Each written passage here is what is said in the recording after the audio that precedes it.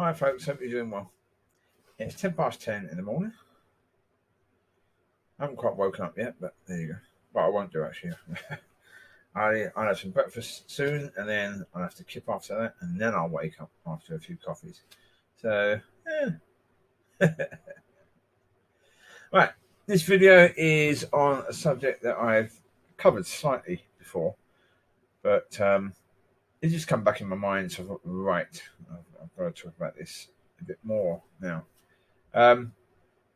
Tesla and Apple. Really, two companies that to me are, in many ways, geniuses, absolute geniuses, because they're releasing products that they get people to pay a huge amount of money for, but the person doesn't really own the product. Tesla still owns all their cars, really, and Apple still owns all their phones and other devices. Yeah, they con people into giving them tons of money on a regular basis for something they don't really own, and it's ingenious. I mean, it's a con, but it is completely ingenious because people are mad about them, absolutely mad about them. Apple users love their Apple devices. People that have Teslas absolutely love their Teslas. I mean, they're fantastic cars. They really are great cars. They're nice and quick if you want a quick car. I wouldn't say they're as practical, really, because they still don't go that big a distance. There was something on YouTube the other day that Dyson had created a electric car, one that could go 600 miles on one charge. But it ended up he would have to sell its car for around about 150,000 because of the fact of the spec he put into it and how much it would cost to make each car. Of course, Teslas aren't far behind that price. They're pretty close. And if you get the whole spec, you're looking at 120,000. Really, I mean, certainly for a decent model. You're looking for a decent amount. I mean, I think their price is probably compared with Dyson's. If Dyson had released that car, he didn't in the end. But it's like for one of those electric cars. There aren't that many charging points right now. Nowhere near enough. The idea is that you charge it mostly at home. Now, you can get a device, pay a lot of money, quite a bit of money actually, for a device and have it fitted into your home. That's like the charging points you find on the out there, and that will pump the electricity in a lot quicker than through your normal plug sockets. But who's paying for that electricity? You are. And it is your electricity you're still paying for. And it's going to be quite expensive to do that. Certainly more expensive than charging up at one of their charging points, one of Tesla's charging points. Their superchargers will be far quicker, which means probably far cheaper. But they don't want you doing that. They want you charging mainly at home because they don't really want to have to put that many chargers out there so that, people don't have to queue up at chargers. So then you get to the issue of what happens if your car is damaged in an accident. Same as what happens if your phone is damaged in some sort of accident. Are you allowed to repair? No. No, I mean, you can send your car off to Tesla and they may do repairs on your car depending upon the damage. They may just say, right, your car is completely useless. It's a complete washout. Nothing we can do with it, really. So you can have it back if you want. But if you do anything with it, and it's easily repairable when they send it back to you, then you take it down to a garage that can deal with those sort of cars, and they can repair it fairly easily. But once they do, Tesla won't allow that car to be charged at any of their ports anymore. Any of their ports at all. They'll block it from being charged. They won't have anything to do with that car anymore.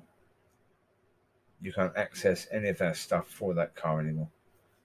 Because they've deemed that car is not worth saving. So that car doesn't exist anymore. Even though that's your car.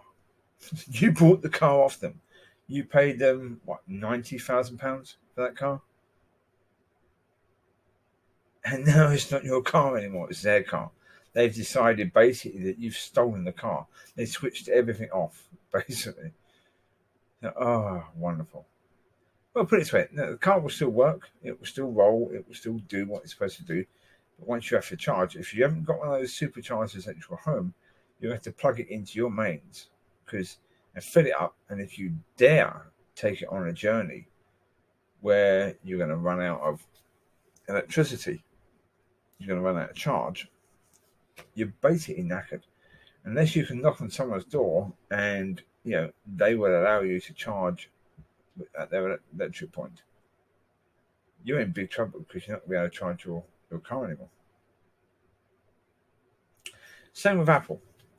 Apple had this system where Apple went to court to stop the rights of people to repair Apple phones. Well, to stop the rights of people to get Apple parts to repair Apple phones. Because again, Apple have been discovered. There have been videos made where Apple are trying to charge people thousands of pounds to repair a device for just a simple £15 repair that someone else could do. And they do this because really what they want is for you to buy a new device. The same as Tesla. When your car is damaged and quite badly damaged, what they want is for you to buy a new car. That's the whole point. Your car's damaged, buy a new one. With Apple, your phone is damaged, buy a new one. Repairing it? Nope. You can't do that. It's like Apple. Apple decide where you get or try to decide where you get your music from. They try and push you heavily towards iTunes. To do all your playlists and everything on iTunes. iTunes is useless. You compare it to Android and how you do things on Android. Oh, jeez. I have one iPhone. Lovely phone. But I've never gone back to iPhone because of the fact that when I buy a phone, that's my phone. I'm not going to have the company tell me what I can and cannot do with that phone. That's I paid for the thing. Now, if you want to give me a phone, just give me a phone. It's like Tesla. If you want to give me a car, then you can tell me what I can do with the car. Then you can act as if it's yours. But if I buy the thing of you, it's mine. What business is it of yours? If the car gets damaged and I get it repaired properly and get a good job done on the car, what business is that of yours? But instead they claim, actually that repair was not done by an official tested person. Even though we said we wouldn't do the repair. We said buy a new car. But because that repair wasn't done by an official tested person, that repair could be dangerous. So we can't allow it to charge at any of our points because it could just blow up at any point in time.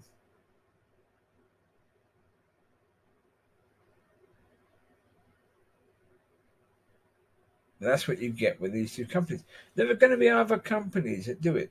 I imagine there's a company that makes speakers for entertainment systems or entertainment systems themselves, where they say what you can do and how you can use them. They're going to be the expensive ones, and that's the thing.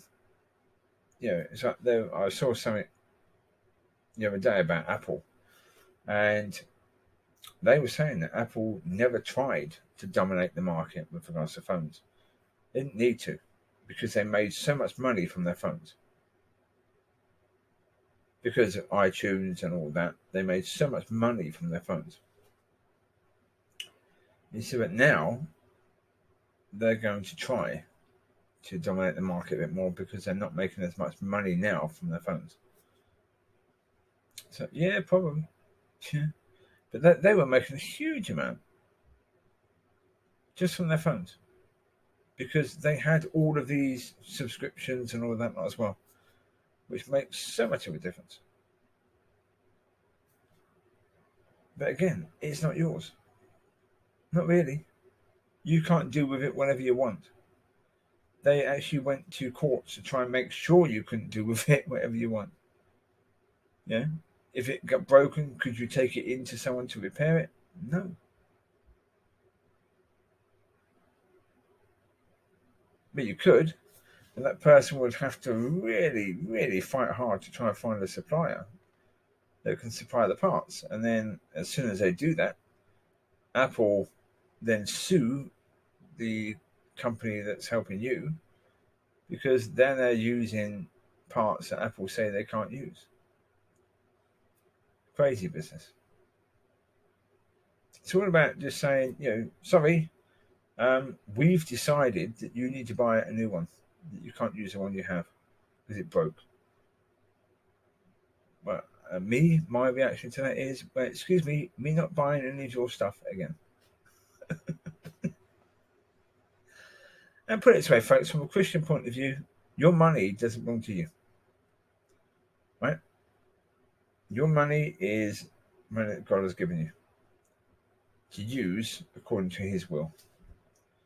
So if you are spending, £90,000 on a car, that's not a problem. Spend £90,000 on a car. Cool. But do it on a car that you therefore own. Don't have a company then tell you that that car is completely useless. Because generally speaking, like insurance companies, right? Insurance companies will pay out, obviously, if your Tesla gets damaged and Tesla say that that car is knackered. Yeah, the insurance company will pay out. But will they pay out the value of the car? Most insurance companies will try their hardest not to do that. So you've now got a fight with insurance companies because of that company, because of Tesla. It's like, just avoid them. Just hope that, the situation gets sorted. I mean, say if Tesla prices come down and a Tesla car was like £20,000 because there was so many on the market and Tesla still wanted to be a pain in the arse about things, then you'd say, well, only £20,000, so that's cool. Let them do that. Yeah. So if iPhones were like, the budget price of phone, and they were being a pain in the butt, you wouldn't mind it so much because it's a budget phone. But when it's like, over £1,000 for the phone, and you don't really own it, it's like, no, sorry, I just spent that much on the phone, but you're telling me that I can't do this, that, and the other with. It's like, no, I'm not going to have that. But it's like me. I mean, I went from Sony to Samsung. I just felt that Sony phones were brilliant at one point, but they just stopped bothering. Really. So I thought, right, try Samsung. I tried Samsung years ago, didn't like it, but I thought, we'll try Samsung again. And they're good phones. The only problem is, if you are in the UK or Europe, you get the Exynos version. You don't get the Snapdragon version. Now, the Snapdragon version is a far better processor. So if you're in Asia, America, Canada, that sort of area, you'll get the Snapdragon. And on all the tests, it performs so much better. The phone charges better. It performs better overall. Everything about the phone is better with the Snapdragon than it is with the Exynos. Now, Samsung has just basically been talking about the Note 20, and they were going to release a new Exynos chip with that. But instead of doing that, they've now saying that they're going to put in that phone the same chip as they put in the S20, which was far worse than the Snapdragon. So again, the people in America, Asia, they're getting the newer Snapdragon, whereas the people in the UK and Europe are just getting the old Exynos, which was a really, really poor chip. And so I'm staying away from Samsung as well now. Until they sort that out, I understand. I watched a video on this the other day, and it made complete sense. I do understand from Samsung's point of view. Yeah, the Exynos is their chip. They want to make it work, right? If that's the case, put it in every phone. Don't just put it in the people's phones who are further away from you. Because, of course, these phones are made, or the company is based in Asia. So, of course, Europe is a long way away from them, so they don't really hear the moans and groans of the European customer. So, put it in every phone or don't put it in any. Simple. Get it as good as Snapdragon, then put it in every phone, or don't put it in any. They make more money, Samsung, with their Exynos phones, because of course they're not buying the processor from someone else. But in that case, make it as good. Make it as good. Go and employ the person at Snapdragon who designs their processors. Go and give that person a job. So no, if Samsung are saying that if you live in Europe, you get a worse phone, I say, okay, because I live in Europe, I'm not going to buy your phone. Simple. If I could get the American version and it would work okay over here, then I'll do that. Otherwise, no. No, your phones are not worth as much, but they're basically the same price. Samsung talk as if the two phones are identical, but they really are not. But they're the same sort of price in comparison. They're pretty much the same price, and it's like, no, I'm sorry. Why should I pay pretty much the same price as someone in America for a phone that is massively inferior to the one that they have? So no. So there you go. There's my moan about bad companies. A few bad tech companies. There you go. There you go. Well, there are some. There are tech companies that are quite out of order. As I say, to me, Tesla, Apple, and now Samsung. Samsung, people in America are delighted with Samsung. People in Asia and that sort of area, the ones that have got the Snapdragon are really delighted with the phone. So they haven't got an issue. The people in Europe, well, yeah, not so delighted. And many would still got the phones.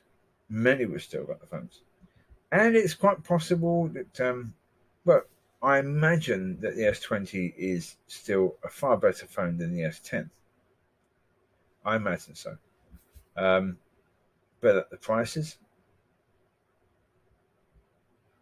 I'm quite happy to spend that money on a phone if I'm getting the best version of that phone I can get. Otherwise, why? Yeah. So it's God's money. I've got to spend it wisely. You take care. God bless, and I will speak to you soon. Bye bye.